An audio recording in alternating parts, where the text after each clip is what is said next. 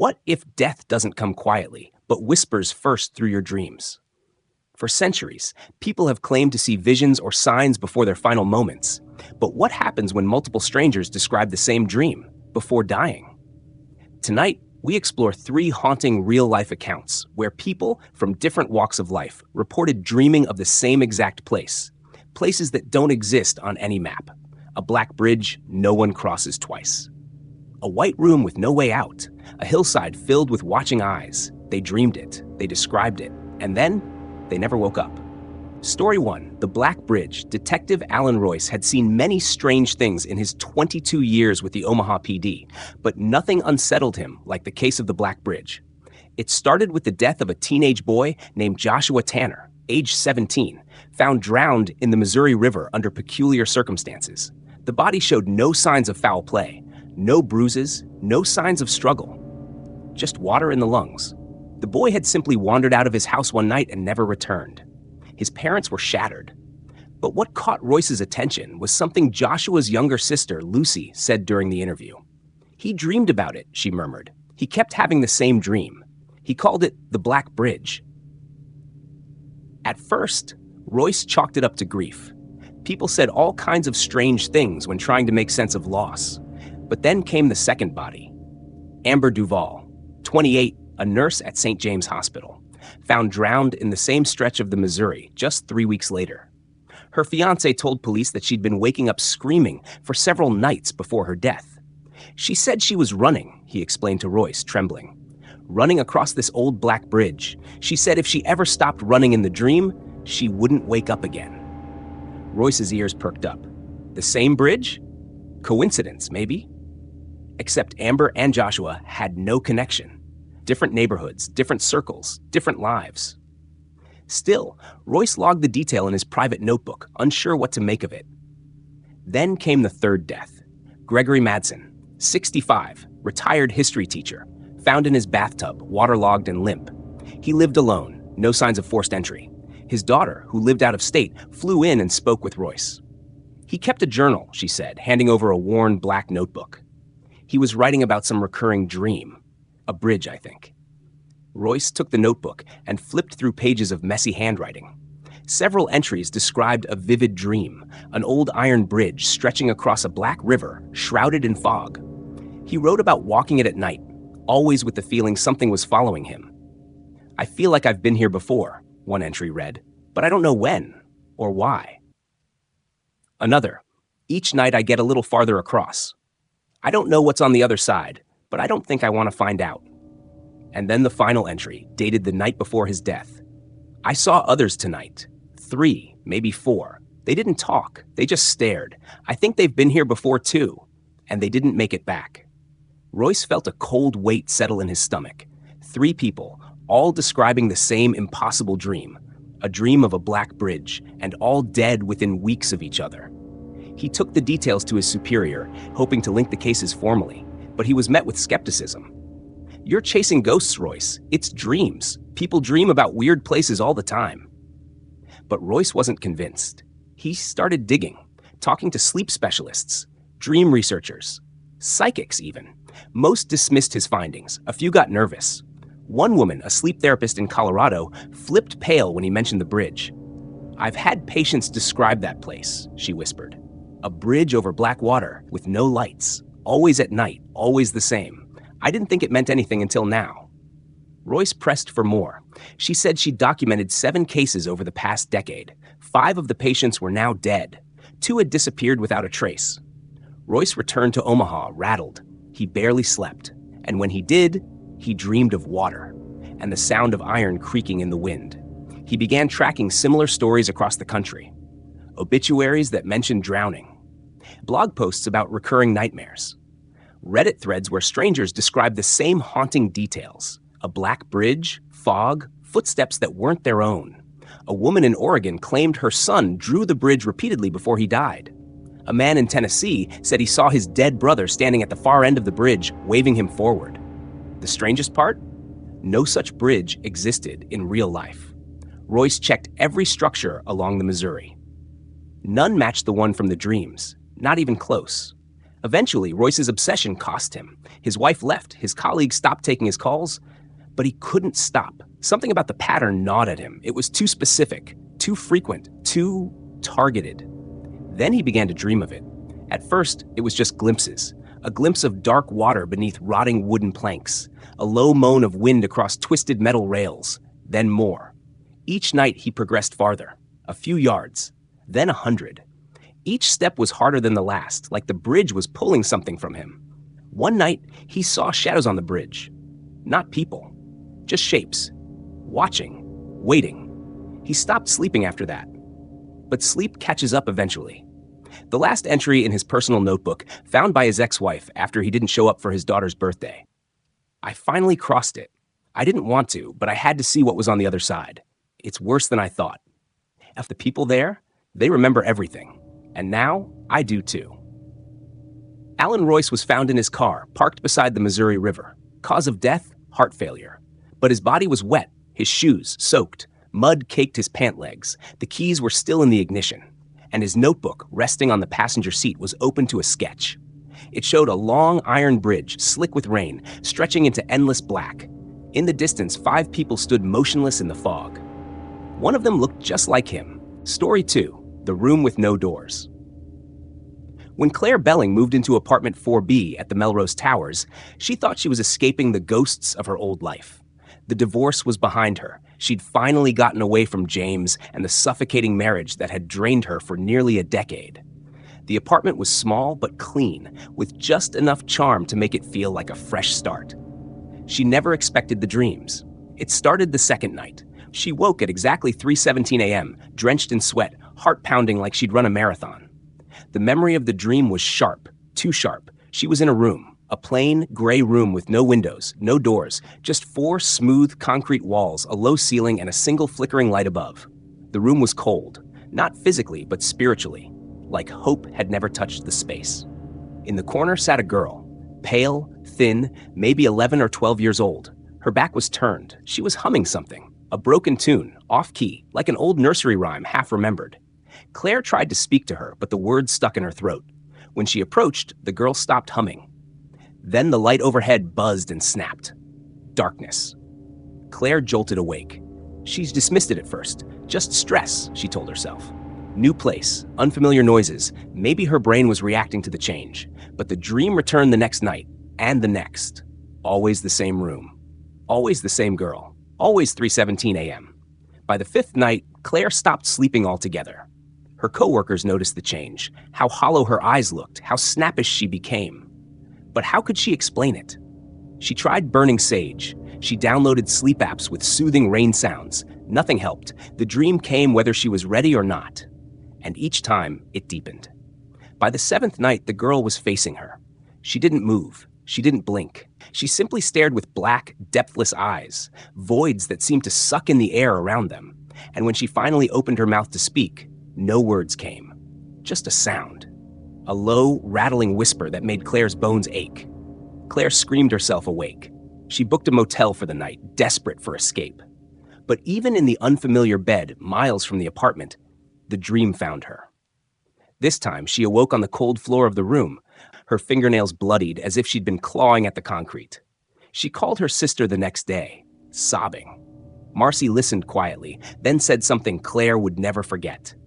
"That's not a dream, Claire. That's a warning. I used to have the same dream when I was 14. Claire froze. Marcy had never talked about her teenage years. Not really.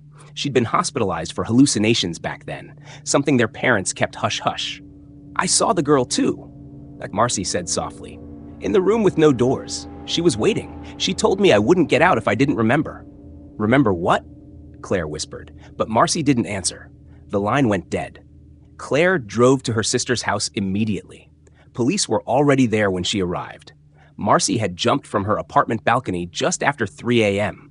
Claire collapsed. It was too precise, too cruel.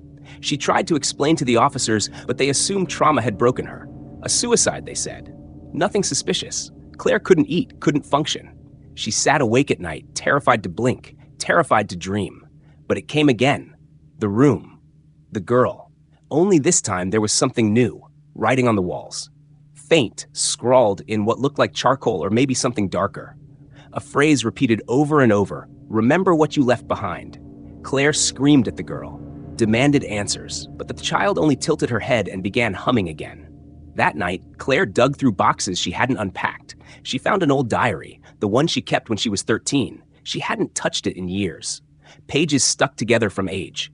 But something was wrong. Dozens of entries she didn't remember writing. One stood out. There was a room today. No doors, just walls. A girl stared at me through the mirror. The memory hit her like a truck.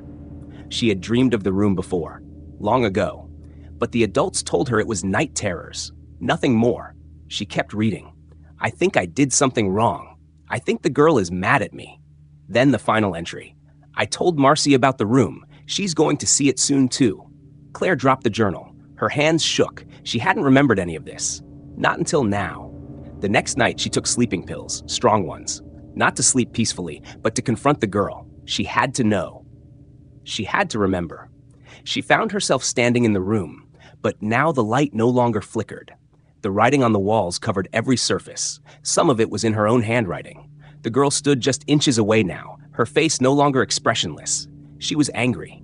"You left me," the girl said, voice layered like it was spoken by dozens of mouths at once. "You brought her here, and then you forgot." Claire backed away, choking on her breath. "Who are you?" "You know me," the girl whispered. "You made me." And then, suddenly, Claire remembered. She and Marcy. The game, the chanting, the candle, the locked closet, the dare that turned wrong. A neighbor girl, her name was Julia, suffocated inside a closed crawl space. The girls had panicked, sworn secrecy, buried the memory so deep it festered into something else, something alive. Claire collapsed to her knees in the dream. "I was scared," she sobbed. "We didn't mean to." "You left me." Then the girl opened her mouth, and the sound that poured out was not human.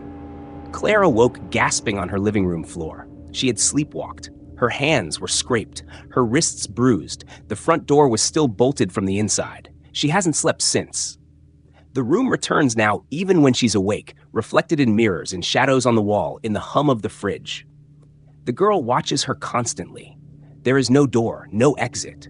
Not from the apartment, not from the truth. Claire knows now that the room isn't a dream. It's a memory, and eventually it wants her to stay. Story 3, The Hill of Eyes. When Jeremy Alvarez was 7, his older sister Camille died in a car accident. She was 16, beautiful, vibrant, and just beginning to test the boundaries of adolescence. Her death shattered their tight-knit family. After her funeral, Jeremy began having a recurring dream. It always began the same way. He stood in an open field, dusk falling quickly, and in the distance rose a hill covered with what appeared to be hundreds of eyes. Eyes that blinked independently, silently watching him. Each dream would end the same way too. Camille stood atop that hill, her dress flapping in the wind, her face pale and unreadable. She would raise her hand as if to wave, but before she could, the ground beneath Jeremy always gave out, and he'd fall into darkness. By the time he turned 10, the dreams stopped. His parents, wrapped in grief, rarely spoke of Camille anymore. Life, though fragile, moved forward. Jeremy learned to keep the dreams buried. At 26, Jeremy moved to Vermont for a new job. The rolling countryside brought a strange peace, but also an odd déjà vu.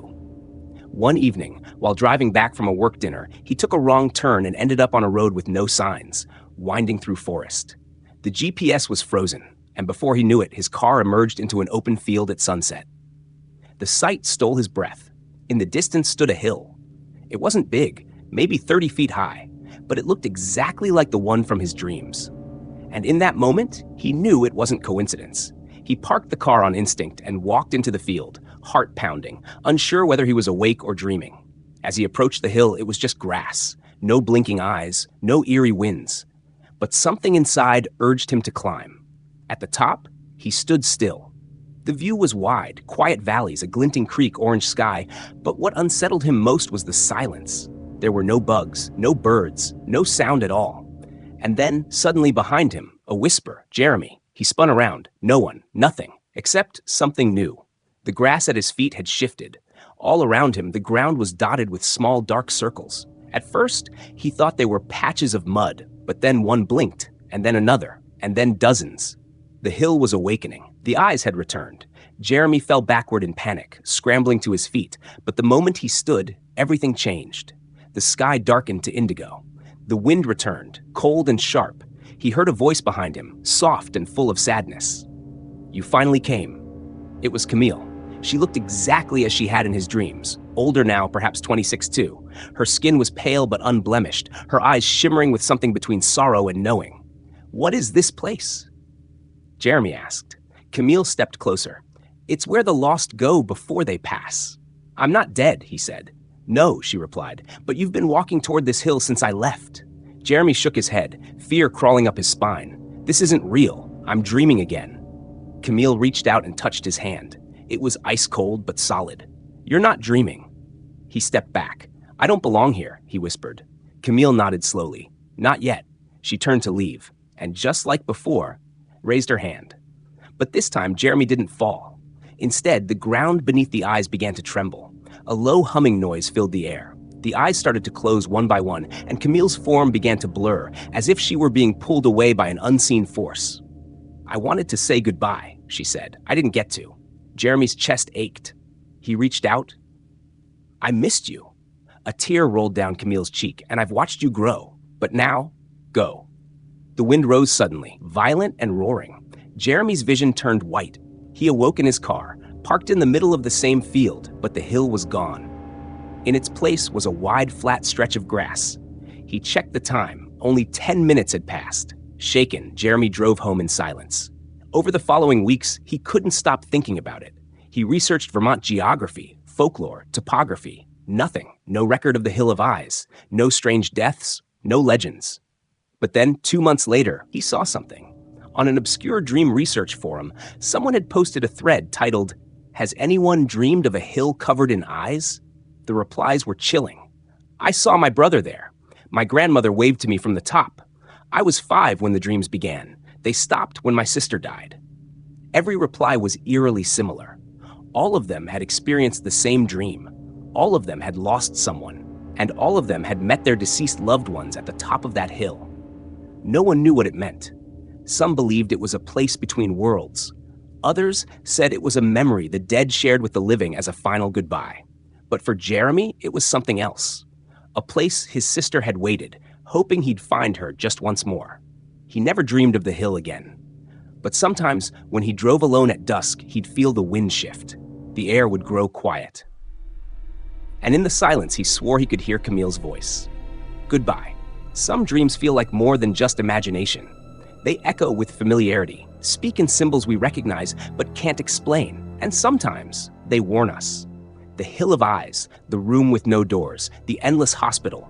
These are not places on any map, but they live in the minds of those who see them, again and again, just before they vanish forever. Whether these dreams are mere coincidences or glimpses into something beyond, another layer of consciousness, a shared space between life and death, we may never truly know. But if you ever find yourself walking a path that feels too familiar, standing before a doorless room, or climbing a hill that watches back, maybe, just maybe, you've been there before. And maybe you're not alone.